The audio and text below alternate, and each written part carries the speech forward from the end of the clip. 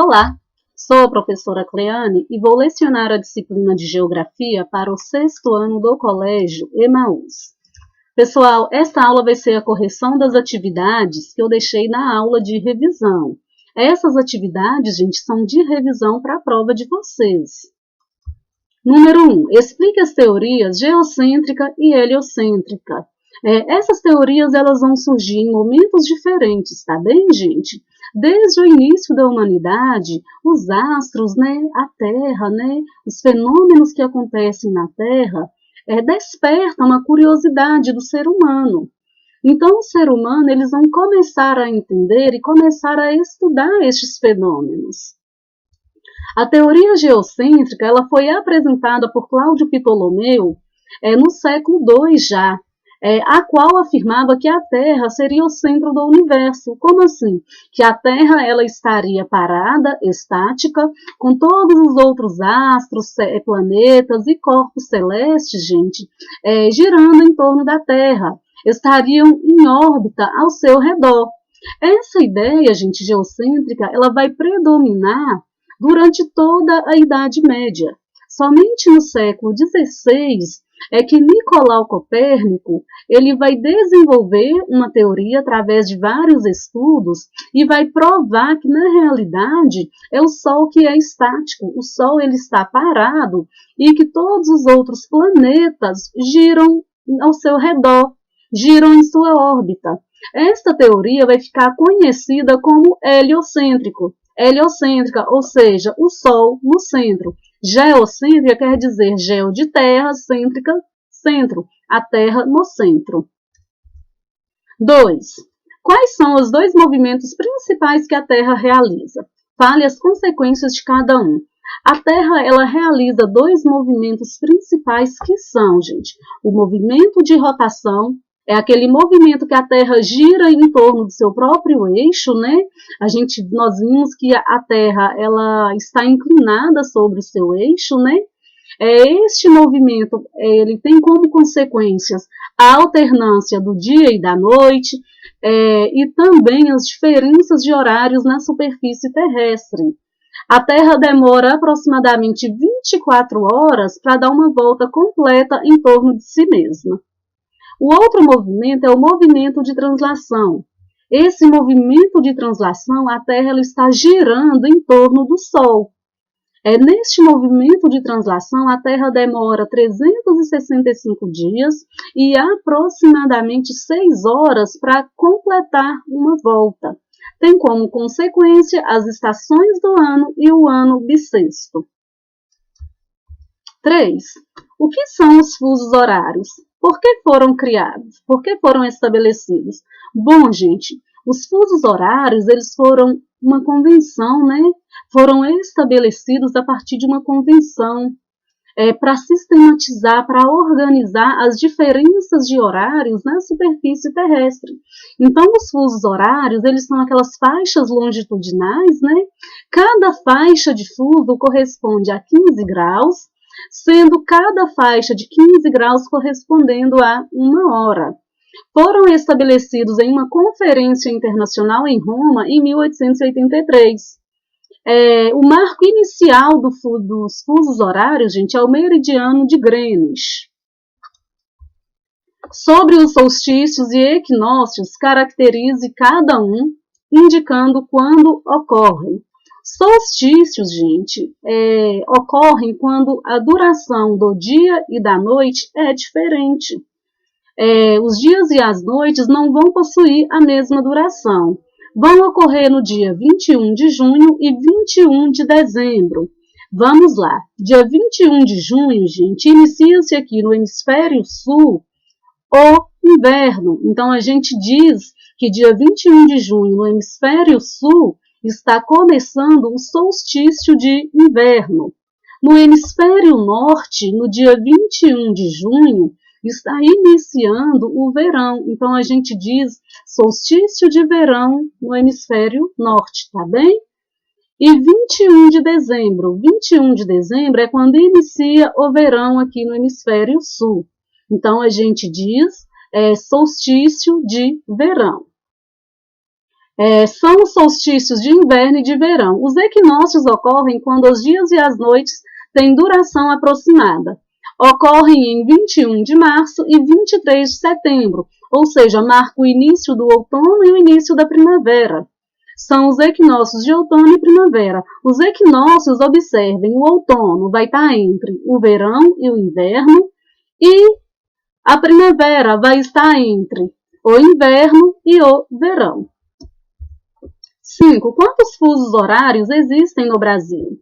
Em qual fuso está o estado do Acre e o arquipélago Fernando de Noronha? Existe no Brasil 4 fusos horários. O Brasil ele possui uma grande extensão, gente, no sentido leste-oeste. E é essa grande extensão que vai garantir, que vai dar condições para que o país tenha mais de um fuso. O estado do Acre ele está no fuso -5. O que quer dizer isso? Que o estado do Acre está atrasado em relação ao meridiano de Greenwich 5 horas. O arquipélago Fernando de Noronha está no fuso -2, -2 horas. O que quer dizer isso? Que o arquipélago Fernando de Noronha está atrasado em relação ao meridiano de Greenwich 2 horas. Lembrem-se, a oeste está atrasada em relação a leste. 6. Caracterize o comportamento das estações do ano de acordo com as zonas térmicas da Terra. As zonas térmicas da Terra, gente, elas vão existir em função da diferença de calor que a Terra vai receber, da diferença da incidência dos raios solares nas diferentes partes do planeta. Nas altas latitudes ou nas zonas polares e suas proximidades, a única estação que vai ter destaque é o verão, porque vai haver o aumento da temperatura, né? E vai haver também o descongelamento das banquisas. Banquisas, gente, são águas congeladas, tá? As demais estações, elas vão passar despercebidas. Nas médias latitudes, que correspondem às zonas temperadas, as 4 estações, elas costumam ser bem caracterizadas. Elas costumam ser bem definidas. Os invernos apresentam frio intenso, neve e congelamento dos rios. A primavera é quando há o descongelamento desta água, né? Na primavera é quando vai haver o renascimento das folhas e o desabrochar das flores. No verão, as temperaturas vão subir bastante e o outono ele é marcado pela queda das folhas das árvores e pelas temperaturas mais amenas. Já nas baixas latitudes, que corresponde à zona tropical, que é aquela zona ali entre os trópicos, que é a região mais quente do planeta, apenas as estações de verão e inverno são marcadas pela variação de temperatura e de umidade. 7. Quais são as 4 esferas do planeta? Caracterize cada uma. A litosfera, né, ou a crosta terrestre. A litosfera corresponde à parte sólida da Terra. Ela é formada por rochas e minerais. Inclusive, a litosfera, gente, é onde estão as placas tectônicas, né? Compõe as placas tectônicas. A litosfera ela é toda fragmentada, né? Compõe todos os continentes, as ilhas e o assoalho dos mares e oceanos. A hidrosfera, que corresponde a toda a água da superfície terrestre. A atmosfera, que é a camada de gases que envolve a Terra. À medida que vai se afastando da superfície, gente, essa camada de gases ela vai se tornando mais rarefeita, vai mudando as suas características. É na atmosfera que ocorrem os fenômenos meteorológicos. E essa camada de gás ela é extremamente importante também para fazer a proteção da Terra. A biosfera. A biosfera é a interseção das outras esferas, é onde ocorre o desenvolvimento da vida. 8. O que é a teoria da deriva continental? É uma teoria que foi elaborada em 1912 por Alfred Wegener. Segundo Alfred Wegener, gente, ele afirmava que há cerca de 200 milhões de anos a Terra ela formava apenas um supercontinente. Esse supercontinente ele era chamado de Pangeia. E apenas um oceano, o Pantalassa. Só que a crosta da Terra ela foi se fragmentando, a litosfera ela foi se quebrando, podemos dizer assim, e os continentes eles começaram a se formar. Começou a haver o movimento da massa continental. Então, essa lenta fragmentação, gente, é o que deu origem à configuração atual dos continentes. Há 200 milhões de anos era apenas um supercontinente. Há 130 milhões de anos já existiam dois continentes, né? O Laurásia e o Gondwana. E esse movimento, gente, da crosta nessa fratura e este movimento continental, ele ainda existe, é um movimento constante. A gente tem que lembrar que a Terra é um organismo vivo. Então, a Terra ela é muito dinâmica. E esses movimentos, esses fenômenos que acontecem, são de origem, né, do interior da Terra, né, da temperatura e da pressão do interior da Terra, e do calor do Sol, da temperatura do Sol. Como era a configuração dos continentes há cerca de 200 milhões de anos? Era apenas um supercontinente chamado Pangeia. Os continentes ainda não haviam se separado. Eles foram se separando, foram se fragmentando lentamente. A teoria, gente, de Alfred Wegener, ela não foi aceita pela comunidade científica, porque ele não tinha comprovação dessa fragmentação. Foi somente a partir de 1940 que vai surgir a teoria da tectônica de placas. Com o mapeamento do fundo oceânico, eles vão perceber essas fragmentações. Então, vão comprovar a existência dessas placas tectônicas e que elas, gente, estão em constante movimento.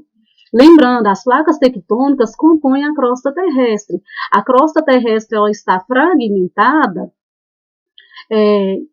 e essas fragmentações são as placas tectônicas.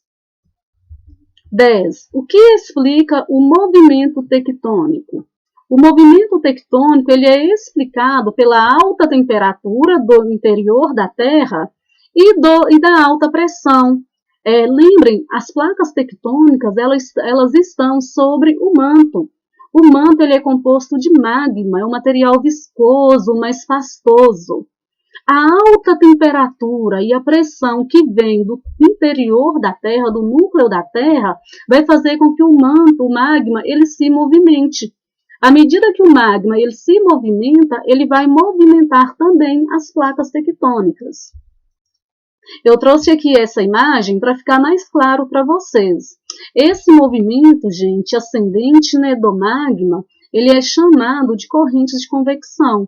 Então, as placas tectônicas elas se movimentam em função das correntes de convecção, que também são chamadas células de convecção.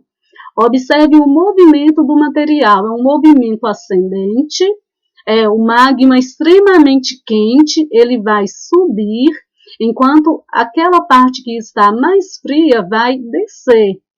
E é um movimento contínuo. Neste movimento contínuo, vai movimentar a litosfera, vai movimentar as placas tectônicas. E deste movimento vão surgir vários fenômenos, terremotos, cadeias montanhosas, vulcões, a formação de falhas, né, a formação de ilhas, a formação de cadeias montanhosas também. 11. Quais são os movimentos ou limites tectônicos? Esses movimentos são o limite transformante, que dá origem a falhas, né, que pode ocasionar terremotos. O convergente, que é quando duas placas elas se encontram. Neste limite convergente há a formação de terremotos, de vulcões, maremotos, cadeias montanhosas. E o movimento divergente, que é quando as placas tectônicas elas se afastam uma da outra. Este movimento divergente vai acontecer a expansão da crosta, a expansão do assoalho oceânico e a expansão da crosta. Uma nova crosta ela vai se formar. Número 12. Faça o desenho da estrutura da Terra nomeando as camadas. Cite as principais características de cada camada. Eu trouxe aqui o desenho para vocês da estrutura da Terra, né? As camadas nas quais a Terra se divide em função da sua composição. Nós temos aqui o núcleo interno, O núcleo interno ele é sólido em função da grande pressão que ele recebe, que ele sofre das outras camadas. As temperaturas no núcleo interno são extremamente elevadas, tá? A temperatura do núcleo da Terra, ela pode ser comparada à temperatura da superfície do Sol. Nós temos o núcleo externo, tanto o interno quanto o externo, gente, são formados de ferro e de níquel.